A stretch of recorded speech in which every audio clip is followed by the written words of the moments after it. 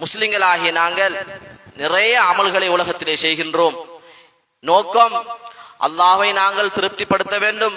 அல்லாஹ் எங்களுக்கு என்ன நோக்கத்திலே இந்த உலகத்திலே அனுப்பியிருக்கிறானோ அந்த நோக்கத்தை நாங்கள் நிறைவேற்றிக் கொண்டிருக்கிறோம். உண்மையிலே இவைகள் நாங்கள் செய்கின்ற மிகவும் சிறந்த ஒரு காரியமாகத்தான் இருக்கின்றது.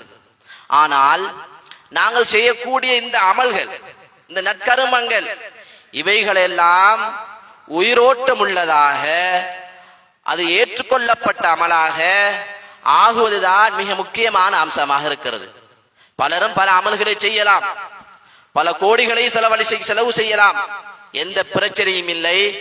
ஆனால் நாம் செய்கின்ற அமல் அது சிறியதாக இருக்கலாம், பெரியதாக இருக்கலாம், அந்த அமல் கபூல் செய்யப்பட்ட ஏற்றுக்கொள்ளப்பட்ட ஒரு அமலாக ஆகுவதுதான் மிக முக்கியமான ஒரு அம்சம்.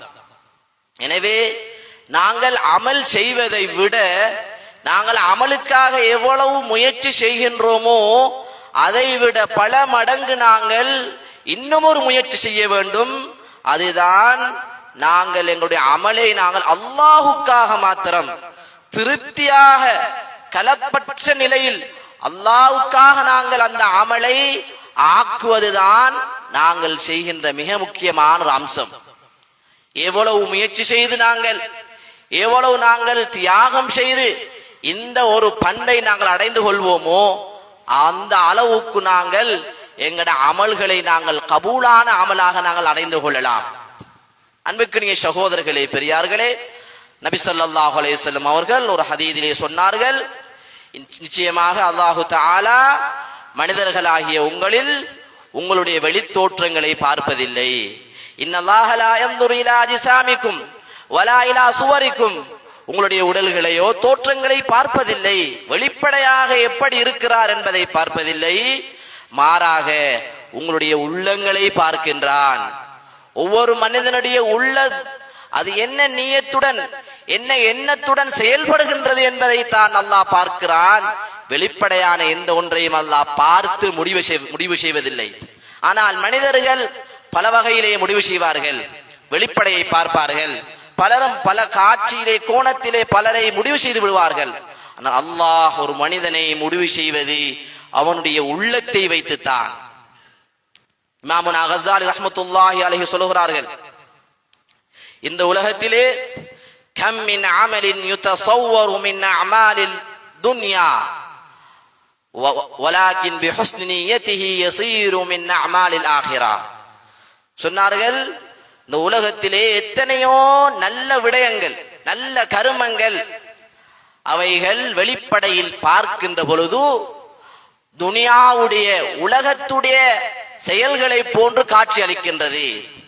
வெளிப்படையிலே பார்த்தால் அவருடைய ஒவ்வொரு செயலும் உலகத்துக்காகத்தான் இருப்பது போன்று இருக்கிறது. ஆனால்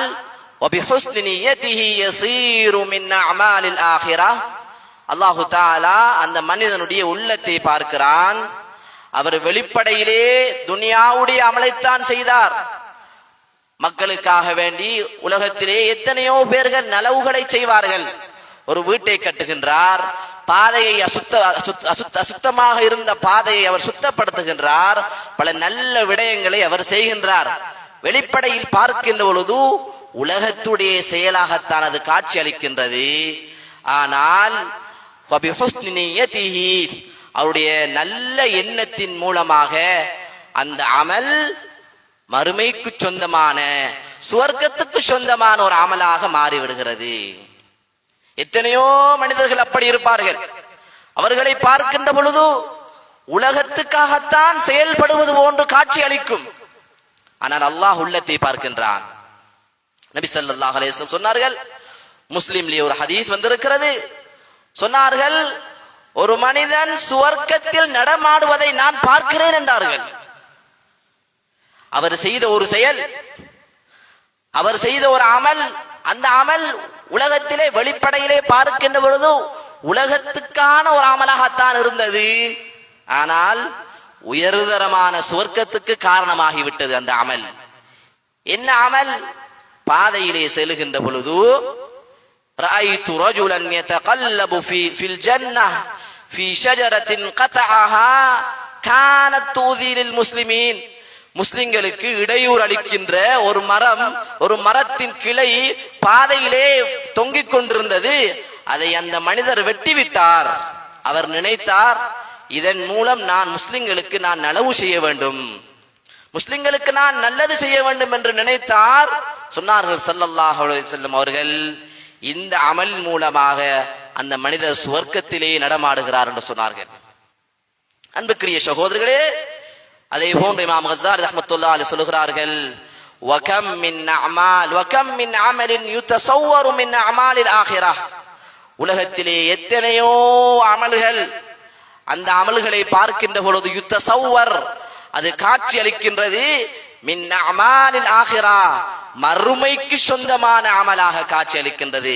பார்க்கின்றவர்கள் நினைக்கிறார்கள், இவர் எவ்வளவு நல்ல அமல்களை செய்கின்றார், இவர் எவ்வளவு சதக்காக்களை செய்கின்றார், இவரை போன்ற நல்ல மனிதர் உலகத்தில் யாரும் இருக்க முடியாது, இவர் நல்லவர் என்று முழு உலகமும் சாட்சி சொல்கின்றது.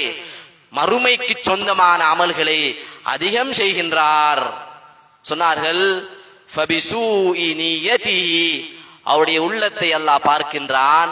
அவருடைய உள்ளத்திலே இருந்த கெட்ட எண்ணத்தின் மூலமாக, அவருடைய மோசமான தவறான எண்ணத்தின் மூலமாக அவர் என்ன நினைக்கின்றார், நான் இப்படியெல்லாம் செய்கின்றேன், மக்கள் என்னை புகழ வேண்டும் என்று நினைத்தார், அல்லது வெளிப்படையாக மக்களுக்கு காண்பிக்க வேண்டும் என்பதற்காக அந்த அமலை செய்கின்றார் என்றால், அவருடைய கெட்ட எண்ணத்தின் மூலமாக அந்த அமல்கள் துனியாவுடைய அமலாக மாறிவிடுகிறது. யஸீரு மின் அமாலி துனியா, துனியாவுக்கு சொந்தமான அமலாக உலகத்துடன் முடிவடைகின்ற சில அமல்கள் இருக்கிறது.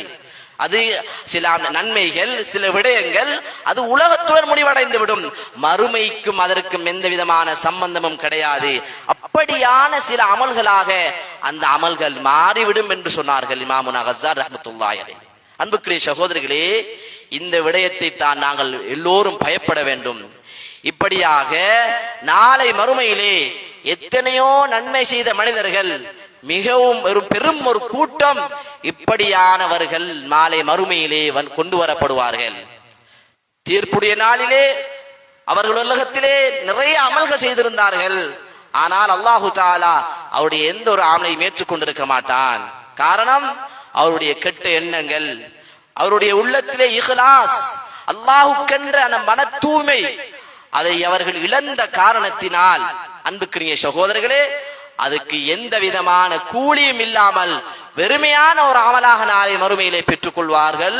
இது மிக பெரும் ஒரு கூட்டம் இப்படி அடைவார்கள் என்பது ஹதீஸ்களிலேயே காணக்கூடியதாக இருக்கிறது. எனவே அன்பான சகோதரர்களே, நாங்கள் செய்யக்கூடிய அமல்கள், அதிகமாக அமல்கள் செய்வது அது திறமை அல்ல.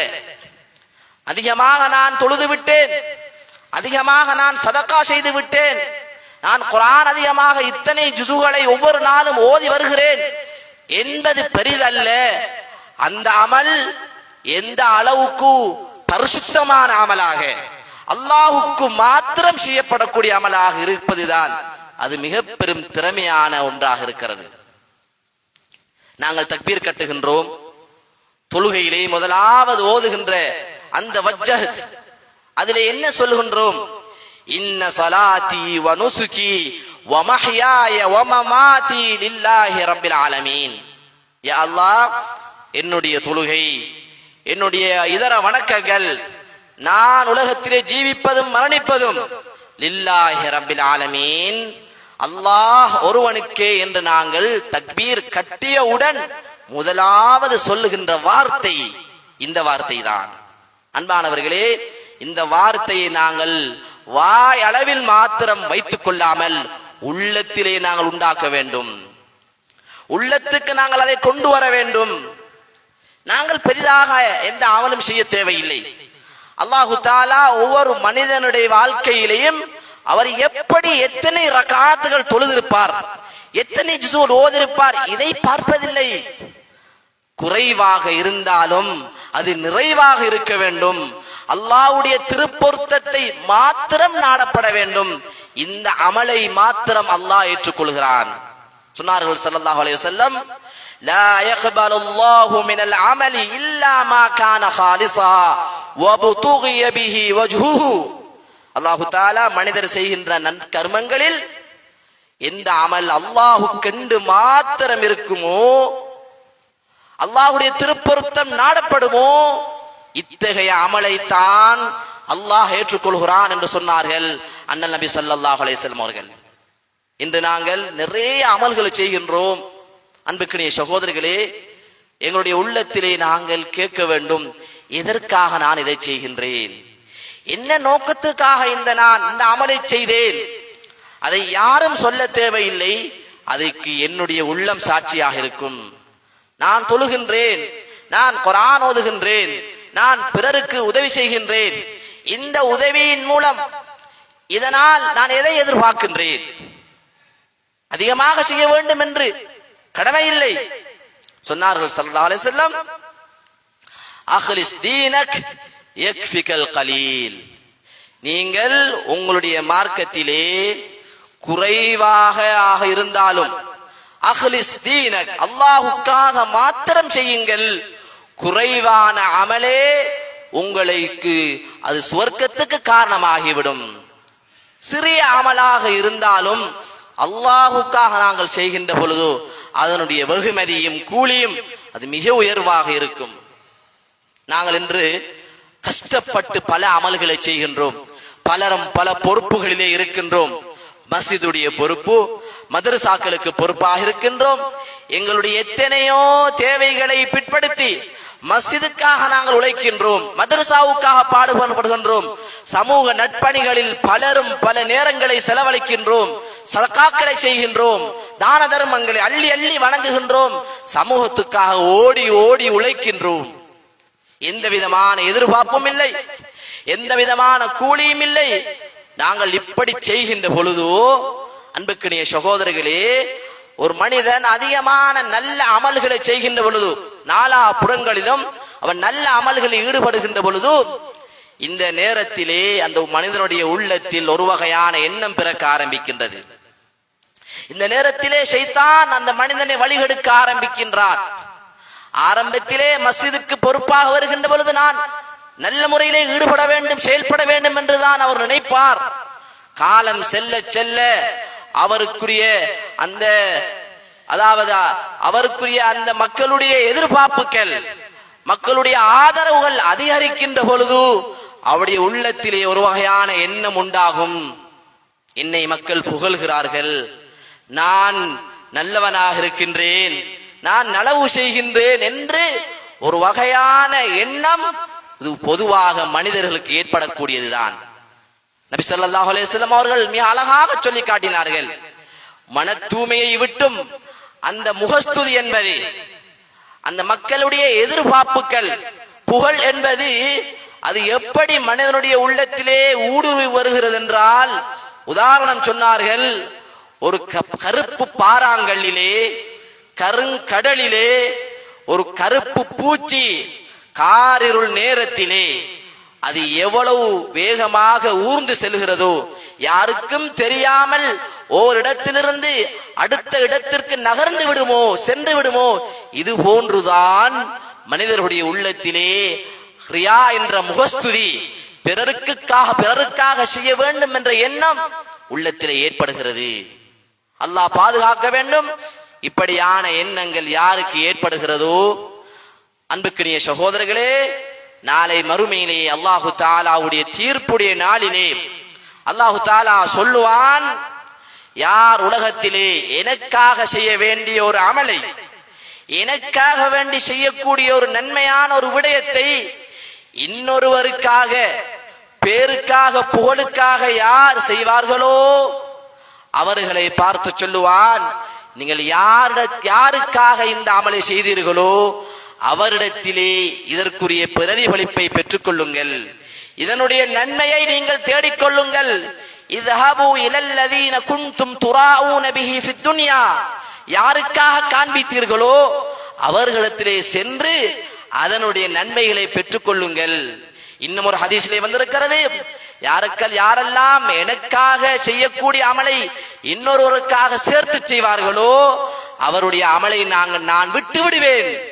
தரக்துஹு வ ஷிர்கஹு, அவனையும் அவனுடைய இணை வைத்தலையும் நான் விட்டு விடுவேன் என்று சொன்னார்கள். அல்லாஹ் என்று சொல்வதாக நபி ஸல்லல்லாஹு அலைஹி வஸல்லம் சொல்லி காட்டினார்கள்.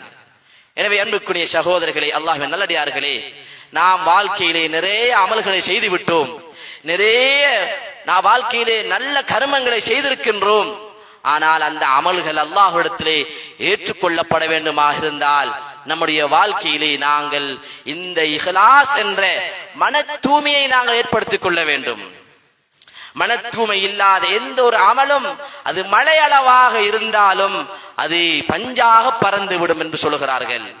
அன்புக்குரிய சகோதரர்களே, நாங்கள் இந்த சமூகத்திலே பல சேவைகளை செய்கின்றோம், பலர்களும் பல விடயத்திலே பொறுப்பாக இருக்கின்றோம், பல மாணவர்களை வழிநடத்துகின்றோம், பல மதரசாக்களுக்கு நாங்கள் பொறுப்பாக இருக்கின்றோம்.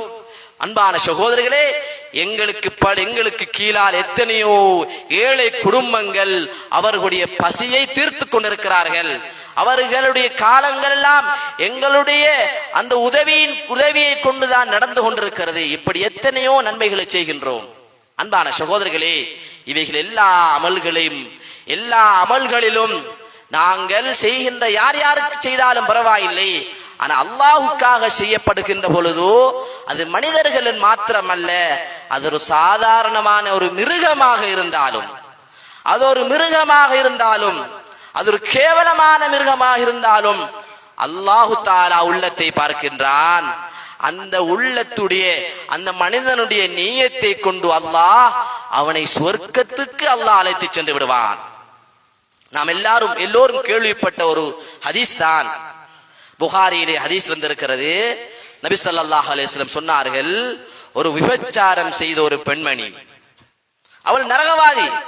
விபச்சாரம், அல்லாஹு தஆலா விபச்சாரம் செய்யக்கூடிய ஆண்களுக்கும் பெண்களுக்கும் விசேடமான ஒரு நரகம் இருக்கிறது என்று சொன்னார்கள் ஸல்லல்லாஹு அலைஹி வஸல்லம். நரகத்துக்கு காரியாக இருந்த ஒரு பெண்மணி, அவள் ஒரு செயலை செய்கின்றாள்.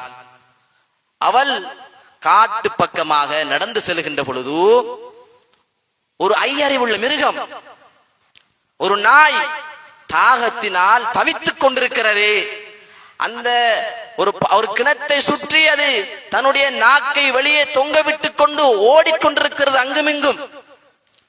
அந்த பெண்மணி என்ன செய்தால், தன்னுடைய பாதரட்சியை கலட்டி எடுத்து தான் அணிந்திருந்த முந்தானையின் ஒரு ஓரத்தினால் அந்த பாதரட்சியை கட்டி அங்கிருந்த ஒரு கிணற்றிலே அந்த பாதரட்சியின் மூலமாக தண்ணீர் எடுத்து அந்த நாய்க்கு கொடுக்கின்றார். இதுதான் அந்த பெண்மணி செய்த நன்மையான விடயம். இதற்கு எவ்வளவு நேரம் தேவைப்படும்? இந்த அமல் இவ்வளவு யாருக்கு பாரமாக இருக்கும்? இப்படியான ஒரு அமல் யாருக்கு பாரம்? சொன்னார்கள் ஸல்லல்லாஹு அலைஹி வஸல்லம், அந்த பெண்மணி சுவர்க்கத்தில் இருப்பதை பார்த்தேன் என்று சொன்னார்கள். அல்லாஹு தஆலா ஒரு நாய்க்கு உதவி செய்த ஒரு பெண்மணி விபச்சாரி, அவளை அல்லாஹு தஆலா சொர்க்கவாதியாக மாற்றி விடுகிறான். இது எதன் மூலமாக? உலமாக்கள் இந்த ஹதீஸுக்கு சொல்லுகிறார்கள், இந்த இடத்திலே 4 வகையிலே தத்துவம் சொல்லக்கூடிய உலமாக்கள் சொல்லுகிறார்கள், 4 வகையிலே அல்லாஹுக்காக 4 முறையிலே இஹ்லாஸ் பேணப்பட்டிருக்கிறது. 4 அம்சங்கள் இருக்கிறது. அந்த 4 இஹ்லாஸை பறைசாற்றுகின்றது என்று சொல்கிறார்கள். ஒன்று, அந்த பெண், அந்த நாய் இது அல்லாஹ்வுடைய ஒரு படைப்பாகி விட்டதே என்று அல்லாஹுக்காகத்தான் அந்த நாய்க்கு தண்ணி கொடுத்தாள். இது முதலாவது இஹ்லாஸை எடுத்து காட்டுகிறது. இரண்டாவது, அந்த பெண்மணி செய்த இடம், நன்மையை செய்கின்ற பொழுது அங்கே யாரும் இருக்கவில்லை, மனிதர்கள் யாரும் இல்லை, இருந்தது நாய் மாத்திரம்தான். யாரும் பார்க்கவில்லை, ஆனால் யாரும் பார்க்காத நேரத்தில் அந்த நன்மையை செய்கின்றாள். இதுதான் இஹ்லாஸுக்கு உதாரணம். மூன்றாவது, அந்த சம்பவத்தில் இஹ்லாஸை எதிர்த்து காட்டக்கூடிய இன்னொரு விடயம்தான், அவள் யாருக்கு தண்ணீர் கொடுத்தாள்? ஒரு நாய்க்கு தண்ணீர் கொடுத்தாள். அந்த நாய் ஒரு நாளும் போய் சொல்ல மாட்டாது, நான் இவ்வளவு தாகத்துடன் இருந்தேன், எனக்கு அந்த பெண்மணி தண்ணீர் போட்டினாள் என்று எங்கும் போய் அந்த நாய் சொல்ல மாட்டாது. அந்த நாயின் மூலமாக அவளுக்கு புகழ் கிடைக்க மாட்டாது. அப்ப அல்லாஹ்வுக்காக செய்தாள். இது மூன்றாவது இஹ்லாஸுக்கு உதாரணமாக இருக்கிறது. நான்காவது தான் உலமாக்கள் சொல்லுகிறார்கள், அங்கே ஒரு கிணறு இருந்தது. அந்த கிணறு அது பூமியிலிருந்து முளைப்பதல்ல. கிணறு என்பது ஒரு மனிதர் அதை கட்டி கொடுத்திருக்க வேண்டும்.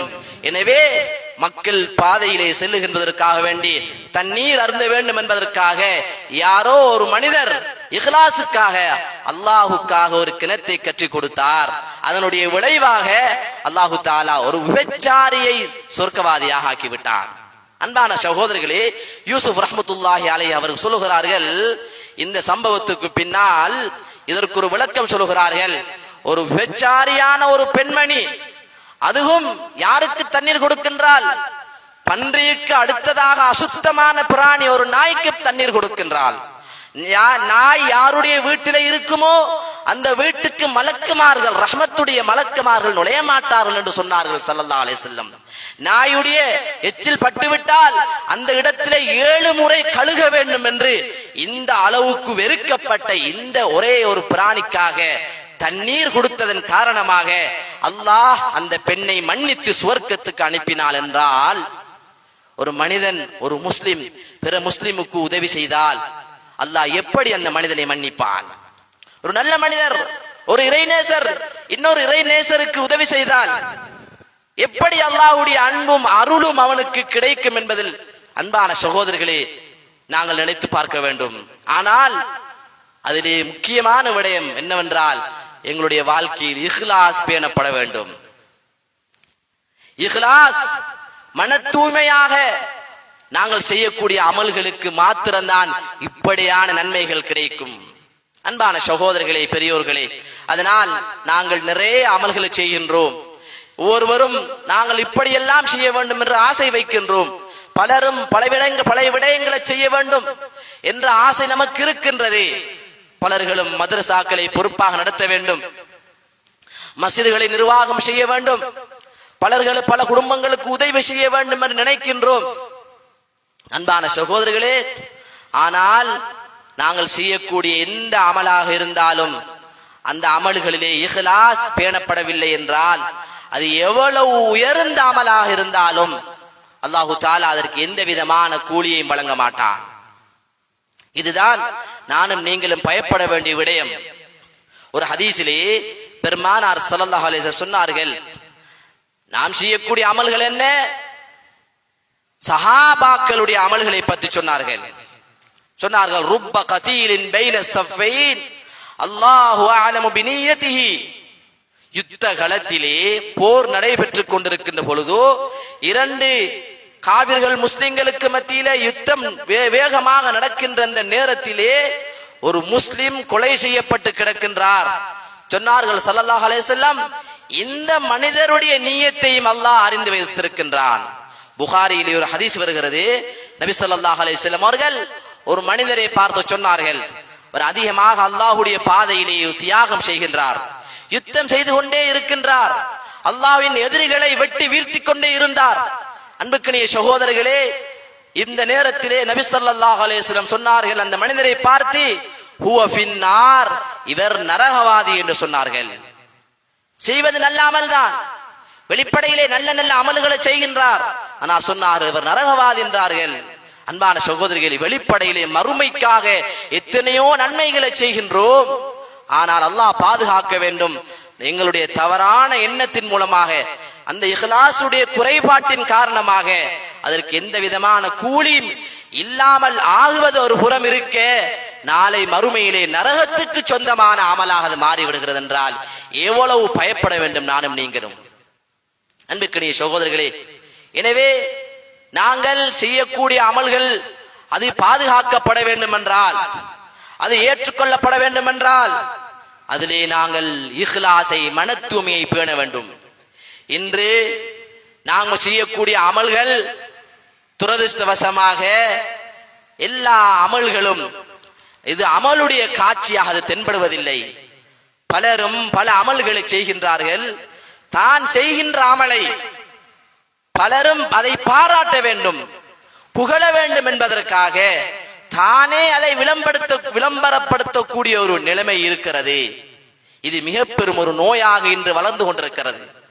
இன்று வாட்ஸ்அப்புகளிலேயும் பேஸ்புக்குகளிலேயும் இன்று அதிகமான உம்ராவுக்கு செல்லக்கூடிய சில சகோதரர்கள் அவர்கள் உம்ராவுக்கு சென்று அங்கு இருந்து தன்னுடைய அந்த உருவத்தை காட்சிப்படுத்துகிறார்கள்.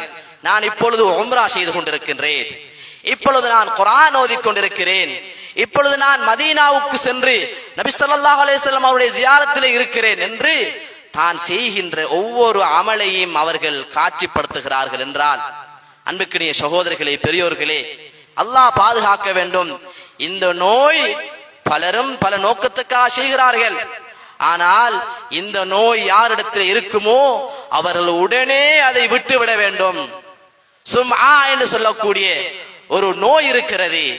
சிலர் இருக்கிறார்கள், தன்னுடைய செயலை மக்கள் பாராட்ட வேண்டும், தான் ஒரு செயலை செய்துவிட்டு மக்கள் என்ன சொல்கிறார்கள், நான் என்னுடைய இந்த அமல் சரியாக இருக்கிறதா, நான் பேசுகின்ற பேச்சு எப்படி இருந்தது, என்னுடைய செயல் நான் செய்ததை மக்கள் எப்படி பேசுகிறார்கள் என்று மக்களுடைய புகழை எதிர்பார்க்கக்கூடிய எத்தனையோ நபர்கள் நம்ம இருக்கத்தான் செய்கிறார்கள். அன்பான சகோதரர்களே, நாங்கள் யாரும் எங்களுடைய அமலை காட்சிப்படுத்த வேண்டிய அவசியம் இல்லை. நாங்கள் அல்லாஹுக்காக நாங்கள் அந்த அமலை செய்தால் அல்லாஹு தஆலா அந்த அமலை நாம் மௌத்தானத்துக்கு பின்னால், நமது மரணத்துக்கு பின்னால் அல்லாஹ் காட்சிப்படுத்துவான். ஆனால் யார் ஒரு மனிதர் தான் செய்த அமலை நன்மையை மக்களுக்கு காட்சிப்படுத்துகின்றார், மக்களுக்கு தான் செய்த அமலை பலரும் பல நோக்கத்திலே சொல்லுவார்கள், ஒரு உற்சாகத்துக்காக பலரும் இப்படி செய்ய வேண்டும் என்பதற்குத்தான் நாம் இப்படி செய்கின்றோம் என்று சொல்லுவார்கள். ஏதோ எப்படியோ யார் தன்னுடைய அமலை மக்களுக்கு விளம்பரப்படுத்துவார்களோ அல்லாஹு தஆலா அவருடைய அமலை அழித்து விடுவான். மிக அவசரமாக அவருடைய பேர் இந்த உலகத்திலிருந்து நீக்கப்பட்டு விடும். இஹ்லாஸாக செய்யப்படக்கூடிய ஒரு அமல், சஹாபாக்கள் எத்தனையோ பேர்கள் அல்லாஹுக்காக செய்த அமலை அல்லாஹு தஆலா இன்று வரைக்கும் அதை பாதுகாத்து வைத்திருக்கிறான். அன்னை ஹாஜரா அலைஹிஸ்ஸலாம் அவர்கள் அந்த தன்னந்தனியாக இருந்த அந்த காட்டிலே யாருக்குமே தெரியாமல் அல்லாஹ்விடத்திலே இறைஞ்சி மன்றாடி அவர்கள் அல்லாஹ்விடத்திலே பெரும் ஒரு உதவியை பெற்றார்கள். அதனுடைய விளைவாக அல்லாஹு தஆலா ஜம்சம் என்ற ஒரு நீர் ஊற்றை வெளியாக்கினான். வெறுமினே 6 அடி கொண்ட அந்த கிணறு இன்று 5000 வருடங்களுக்கு மேலாலும் அது பேசப்பட்டு கொண்டிருக்கிறது. அது மாத்திரமல்ல, முழு உலகத்திலும் இன்று அங்கிருந்து நீர் விநியோகம் செய்யப்படுகிறது. இது இஹ்லாஸுக்கு உதாரணம், இஹ்லாஸுக்கு உதாரணம். அன்பான சகோதரர்களே, நாம் எத்தனையோ அமல்களை செய்கின்றோம். அந்த அமல்கள் காலப்போக்கிலே அதை யாரும் பேசுவதில்லை, அப்படியோ அழிந்து விடுகிறது. ஏனென்றால் நமது உள்ளத்திலே இருந்த அந்த தவறான எண்ணங்கள் இந்த அளவுக்கு நாங்கள் மறைத்து மறைத்து நாங்கள் அல்லாஹுக்கு அமல்களை செய்வோமோ அல்லாஹு தஆலா மௌத்துக்கு பின்னால் அதை ஒரு பாடமாக வெளியாக்குவான். அலி இப்னு ஹுசைன் ரலியல்லாஹு அன்ஹு அவர்கள், அலி ரலியல்லாஹு அன்ஹு அவருடைய பேரப்பிள்ளை, அவர்கள் வஃபாத்தான நேரத்திலே அவர்களை குளிப்பாட்டுவதற்காக அவருடைய உறவினர்கள் அங்கே வந்திருந்தார்கள். அந்த நேரத்திலே அவர்களுடைய முதுகிலே மேனியிலே ஒரு பழுக்க காய்ச்சப்பட்ட ஒரு அடையாளம் ஒரு அங்கே காணப்பட்டது. அவருடைய மேனியிலே ஒரு கருப்பு அடையாளம் ஒன்று இருந்தது. சொன்னார்கள், இந்த அடையாளம் எப்படி வந்தது, இந்த அடையாளம் எப்படி உண்டானது, இவர் எவ்வளவு அழகான மனிதராக இருக்கிறார், இந்த அடையாளம் எப்படி வந்தது என்று கேட்கிறார்கள். அப்பொழுதுதான் அங்கு அந்த ஜனாசாவுக்கு சமூகம் அளித்த சில பெண்கள் சொன்னார்கள், இந்த நபர் இவர் ஒவ்வொரு இரவுலையும் நடு நிசியிலே மக்கள் எல்லோரும் தூங்கியதற்கு பின்னால் எழும்பி இவருடைய முதுகிலே அதிகமான சுமைகளை சுமந்து மக்களுக்கு தேவையான உணவுப் பொருட்களை எல்லாம் விநியோகம் செய்வதை நான் பார்த்திருக்கிறேன் என்று சொன்னார்கள். யாருக்காகவும் நாங்கள் செய்ய தேவையில்லை அன்பான சகோதரர்களே. எனவே எவ்வளவு நாங்கள் அமல் செய்தாலும் அல்லாஹ் எங்களுடைய உள்ளத்தை பார்க்கிறான். இமாம் கஸாலி இதை சொல்லி முடித்துக் கொள்கிறேன். இமாம் கஸாலி ரஹ்மத்துல்லாஹி அலைஹி அவர்கள் ஒரு முறை ஒரு கிதாபை எழுதுகிறார்கள். ஒரு புத்தகம் எழுதுகின்ற பொழுது அவர்களுடைய ஒரு பேனாவிலே ஒரு ஈ, ஒரு கொசு அந்த பேனாவிலே உட்கார்ந்து கொண்டது. இப்பொழுது அந்த பேனாவை எழுதிய இமாம் அவர்கள் அசைக்காமல் அப்படியோ வைத்துக் கொண்டார்கள். சொன்னார்கள், ஒரு அல்லாஹ்வுடைய படைப்பு இங்கே வந்து உட்கார்ந்து இருக்கிறது, அது தாகம் தீரும் வரைக்கும் அதை அந்த மையை குடிக்கட்டும் என்று அந்த ஈயை அசைக்காமல் அப்படியோ வைத்தார்கள். அன்பான சகோதரர்களே, இமாம் கஸாலி யார்? கிட்டத்தட்ட 999 கிதாபுகளை இந்த உம்மத்துக்கு கையால் எழுதி கொடுத்தவர்கள். 1000 கிதாபுகளை எழுதியிருக்கலாம். ஏனென்றால் 1000 என்று அங்கே பெருமை வந்து வரக்கூடாது என்பதற்காக 999 கிதாபுகளை எழுதினார்கள். அன்புக்குரிய சகோதரர்களே, அவர்களுடைய வஃபாத்துக்கு பின்னால் ஒரு பெரியார் அவரை கனவிலே கண்டார். கேட்டார்கள், உங்களுடைய நிலைமை எப்படி இருந்தது என்று கேட்டார்கள். இவ்வளவு சேவையை சமூகத்துக்கு நீங்கள் செய்தீர்களே, உங்களுடைய நிலைமை அல்லாஹ் உங்களை எப்படி நடந்து கொண்டான் என்று கேட்டார்கள். சொன்னார்கள், நான் 999 கிதாபுகளை எழுதியிருக்கிறேன். அந்த 999 கிதாபுகளிலும் கிடைக்காத பல நன்மைகளை அல்லாஹு தஆலா நான் ஒரு கொசுவுக்கு கொடுத்த அந்த மையின் மூலமாக, அந்த நன்மையான காரியத்தின் மூலமாக அல்லாஹ் என்னுடைய பாவங்களை மன்னித்து விட்டான் என்று சொன்னார்கள். அன்பான சகோதரர்களே, எனவே சிறிய விடயமாக இருக்கலாம், ஆனால் அது எப்படி இருக்கிறது என்பதுதான் அல்லாஹ் பார்க்கின்றான். தபூக்குடைய நேரம் நபி ஸல்லல்லாஹு அலைஹி வஸல்லம் அவர்கள் மக்களிடத்திலே வசூல் செய்கிறார்கள். யுத்த தளபாடங்களுக்காக அங்கே சந்தா வசூலிக்கப்படுகின்றது. யுத்தத்துக்காக மக்கள் உதவி செய்தார்கள். பலரும் பல வகையிலே உதவி செய்தார்கள். அப்துர் ரஹ்மான் இப்னு அவுஃப் ரலியல்லாஹு அன்ஹு அவர்கள் 1000 குதிரைகளை கொடுத்தார்கள். உஸ்மான் ரலியல்லாஹு அன்ஹு உதவி செய்தார்கள். இவ்வாறு பலரும் பல வகையிலே உதவி செய்தார்கள்.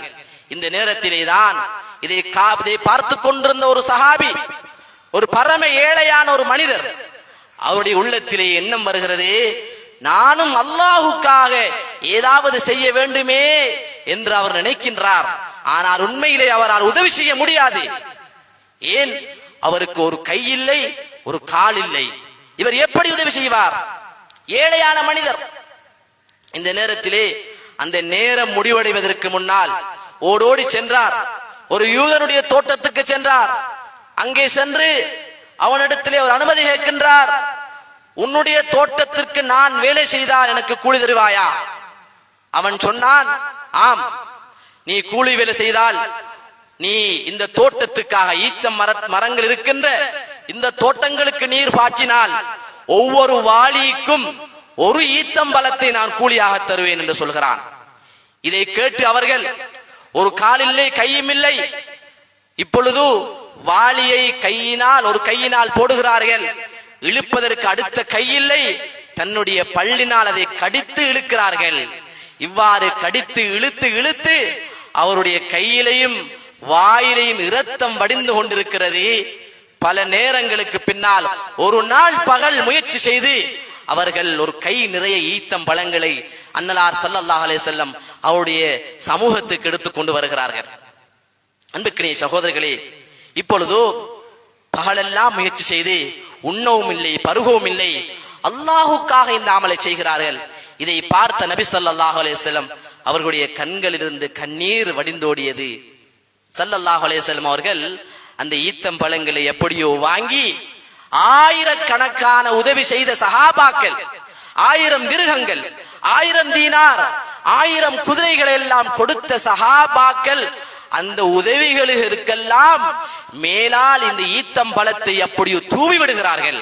சொன்னார்கள், இந்த ஈத்தம் பழத்துடைய பரக்கத் எல்லா இடங்களிலும் பரவ வேண்டும் என்று சொன்னார்கள் ஸல்லல்லாஹு அலைஹி வஸல்லம்.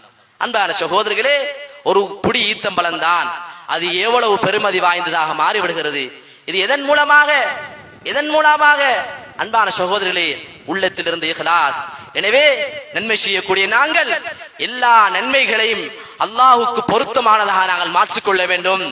யாரும் பார்க்க கூடாது, யாருக்காகவும் நாங்கள் செய்யக்கூடாது, அல்லாஹுக்காக செய்வோம். அல்லாஹு தஆலா, சிலர் இப்படி நினைக்கிறார்கள், நான் செய்யக்கூடிய அமல்கள் மக்கள் மௌத்துக்கு பின்னால் பேச வேண்டும், நான் இப்படியெல்லாம் செய்தேன் என்பதற்காக செய்கிறார்கள். அப்படியும் நாங்கள் நினைக்க கூடாது. அன்பான சகோதரர்களே, நாம் செய்கின்ற அமல்கள் அல்லாஹுக்காக செய்வோம். அல்லாஹு தஆலா மரணத்துக்கு பின்னாலும் அந்த அமலை கியாம நாள் வரைக்கும் பாதுகாப்பான். எனவே நாம் செய்கின்ற எல்லா அமல்களிலேயும் அல்லாஹு தஆலா நம் அனைவருக்கும் இஹ்லாஸ் என்ற அந்த மன தூய்மையை அல்லாஹு தஆலா நம் அனைவருக்கும் வழங்குவானாக.